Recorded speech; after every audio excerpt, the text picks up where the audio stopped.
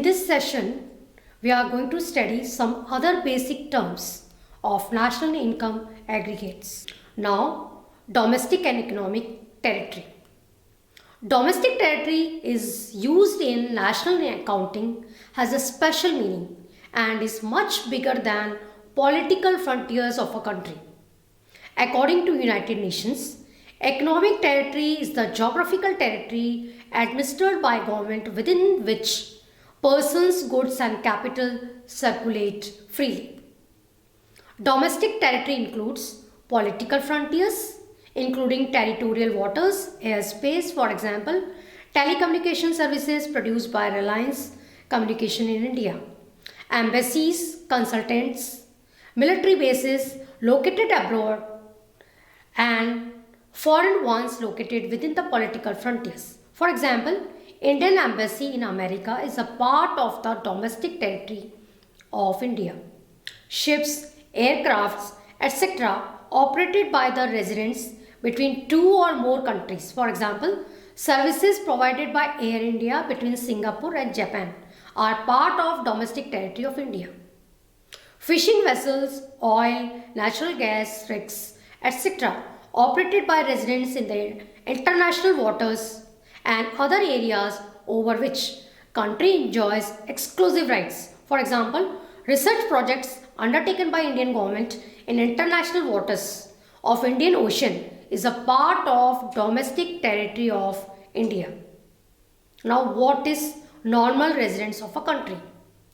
National income has been defined as a sum of factor incomes earned by normal residents of a country. Thus, the term normal resident is an important concept in national income accounting. A normal resident is said to be a person or an institution who ordinarily resides or is located in a country and whose center of economic interest lies in that country.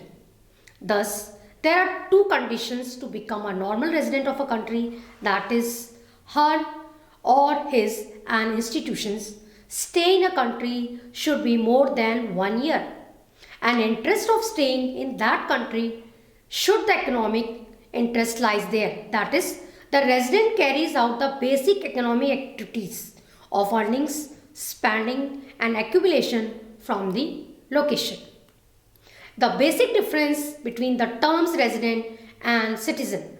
A person is a citizen or a national of a country in which he is born, or citizenship is allowed on some legal criteria.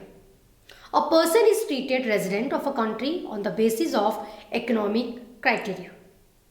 A person can be a citizen of a country and a normal resident of some other country. For example, a large number of Indian nationals have settled in USA, England, etc.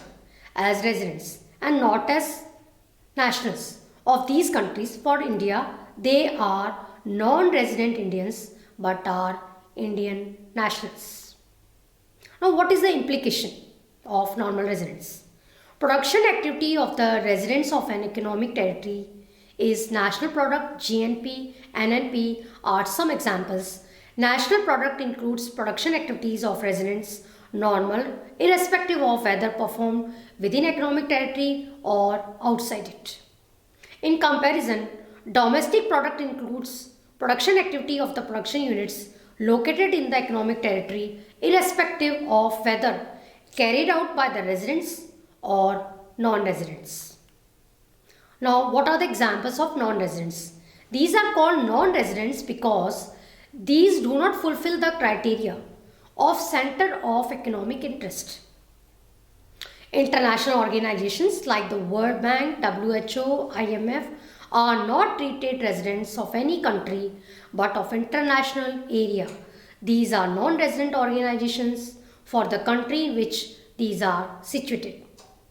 Employees of international organizations are considered residents of the countries to which they belong and not of the international area. Workers from across the border who have crossed the border regularly to work in the given country, they are treated as residents of the country, whereas they live and not the residents of the country where they work. That is why they are non-residents.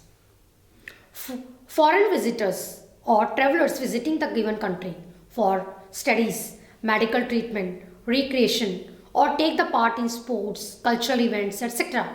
These are non-residents of the country they are visiting. Foreign staff of embassies and members of foreign armed forces located in a given country, the crew of the foreign ships, aircrafts, etc. Now, what is the importance of domestic territory and normal resident? The concept of the domestic territory and normal resident are very important to differentiate between domestic product and national product. Domestic product includes goods produced by production units located in the economic territory irrespective of the fact whether carried out by the residents or non-residents. The monetary value of domestic product is termed as domestic income. The concept of normal resident helps to estimate national product. National product includes goods produced by normal residents irrespective of the fact whether performed within the economic territory or outside it.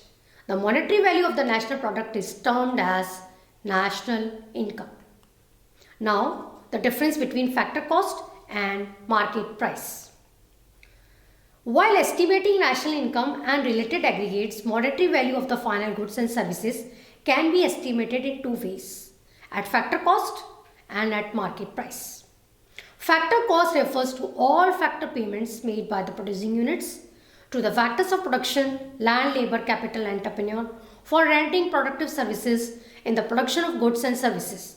It is called factor cost because it is cost of the production firm towards factors of production in the form of rent, wages, interest, profits, etc. Market price is the price at which commodity is sold in the market. It is the price what the buyers pay for the commodity. Market price is sum total of the factor cost and net indirect taxes. So market price is equal to factor cost plus NIT. Now, domestic income and national income. Domestic income is money value of all final goods and services produced within domestic territory of a country during the period of 1 year. If net factor income earned from abroad by a normal resident of the country is added to it, it becomes national income of the country. Simon Kuznets defines national product is the net output of commodities and services flowing during the year from the country's productive system into the hands of ultimate consumers or into the net addition to the country's capital goods. It is the sum total of domestic income and net factor income from abroad. The national income is equal to domestic income plus net factor income from abroad. Now, what is NFIA?